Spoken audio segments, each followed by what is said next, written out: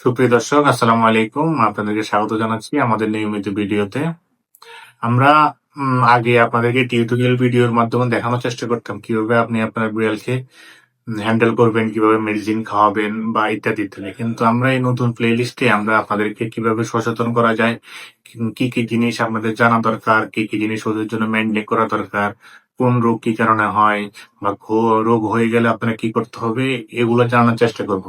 তো যেহেতু আমাদের আজকে ১ম এই প্লেলিস্টের ভিডিও, সেজন্য আমরা আজকে ১ম জানবো হচ্ছে যে ভ্যাকসিন কখন দিতে হবে। একটি বিড়ালের জন্য, বিড়াল বা যেকোনো পোষ্যের জন্য ভ্যাকসিনের বিকল্প আর কোনো কিছু নেই বা ভ্যাকসিনের মতো গুরুত্বপূর্ণ আর কোনো কিছু নেই। ভ্যাকসিন না দিয়ে বিড়ালকে কখনোই সুস্থ রাখা সম্ভব না। আমরা সাধারণত জেনে থাকি যে বিড়ালের ২ ধরনের ভ্যাকসিন হয়ে থাকে। ১ম টি হচ্ছে র‍্যাবিস ভ্যাকসিন, দ্বিতীয়টি হচ্ছে যে ফ্লু ভ্যাকসিন। ফ্লু ভ্যাকসিনের বায়োলজিক্যাল নেম হচ্ছে কম্বাইন্ড অ্যান্টিভাইরাল ভ্যাকসিন। কিন্তু যেহেতু আমাদের দেশে এটিকে ফ্লু ভ্যাকসিন নামে বেশি প্রচলিত, সেজন্য আমরা এই ভিডিওতে কম্বাইন্ড অ্যান্টিভাইরাল ভ্যাকসিনকে ফ্লু নামে অবহিত করব। র‍্যাবিস ভ্যাকসিনটা দেওয়ার প্রয়োজনীয়তা হচ্ছে, আমরা জানি র‍্যাবিস বা জলতাঙ্ক হচ্ছে যে মরণঘাতী রোগ। এটা যদি একবার আপনার পোষ্য বা আপনার যে কারো একবার হয়ে যায়, তাহলে মৃত্যু সুনিশ্চিত, 100% মর্টালিটি। সেজন্য এই ভ্যাকসিনটা অবশ্যই দিতে হবে। এই ভ্যাকসিনের দামটাও খুব একটা বেশি না, খুব কম। আর র‍্যাবিস ভ্যাকসিন দেওয়ার সর্বনিম্ন বয়স হচ্ছে ৩ মাস। ৩ মাসের আগে র‍্যাবিস ভ্যাকসিন দিলে সঠিকভাবে কাজ করে না।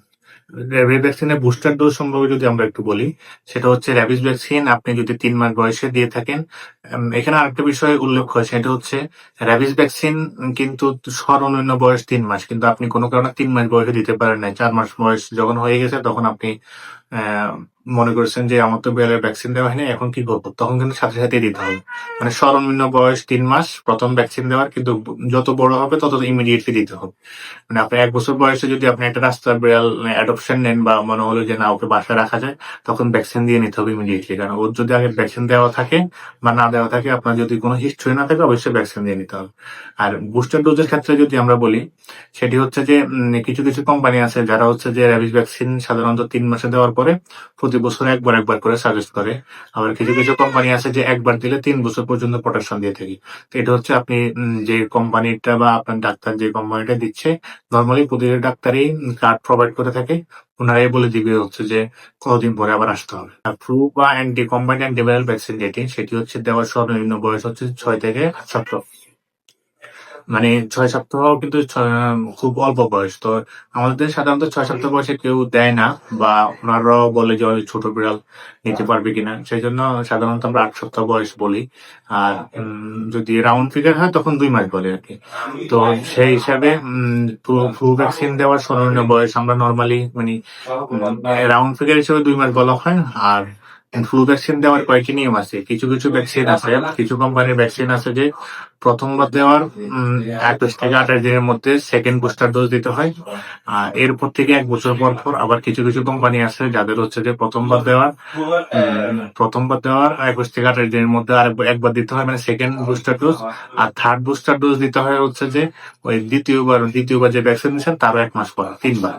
কিন্তু বাংলাদেশে বেশি যেহেতু কস্ট বেশি, সেজন্য বেশি প্রচলিত হচ্ছে যে ১ম বার দেওয়ার ২১ থেকে ২৮ দিন পরে একবার দিয়ে তারপর হচ্ছে যে প্রতি বছর ওষুধ দেওয়া। ভ্যাকসিনের আরেকটা বিষয় হচ্ছে যে অনেকে প্রশ্ন করে, সেটা হচ্ছে আমি যদি ১ম ডোজ না দেই, তাহলে ১ম ডোজ দেই, কিন্তু হচ্ছে যে ১ মাস পরে যে দেওয়ার, মানে ২১ থেকে ২৮ দিনের মধ্যে যে দেওয়ার কথা সেটা আমি দিতে পারি না। তখন কি করব? এটার আসলে নির্দিষ্ট কোনো প্রটোকল নাই। তবে আমরা সাজেস্ট করি হচ্ছে যে যখনই আপনার মনে পড়বে যে আমার ডোজটা মিস হয়ে গেছে, তখন হচ্ছে যে সাথে দিয়ে দাও। এবং ওই যে সেকেন্ড ডোজ, মানে সেকেন্ড বুস্টার ডোজটা যেদিন দেওয়া হবে এরপর থেকে ১ বছর কাউন্ট করা। এটা একটি বিষয়। আবার অনেকেই এটা দিতেই চায় না যে ১৫ দিন বা ২১ থেকে ২৮ দিন পরে যেটা দেওয়ার কথা ওটা দিতেই চায় না। তো সেক্ষেত্রে হচ্ছে যে ওনাদের যে সমস্যাটা হয় সেটা হচ্ছে যে যদি হাইলি প্যাথোজেনিক যেগুলো আছে, কারণ ভেরিয়েন্ট চেঞ্জ হয়, এরপর হচ্ছে যে ডিজিজ লোডটা বেশি হয়, তখন হচ্ছে ওনাদের বিড়ালের প্রোডাকশন খুব একটা পায় না।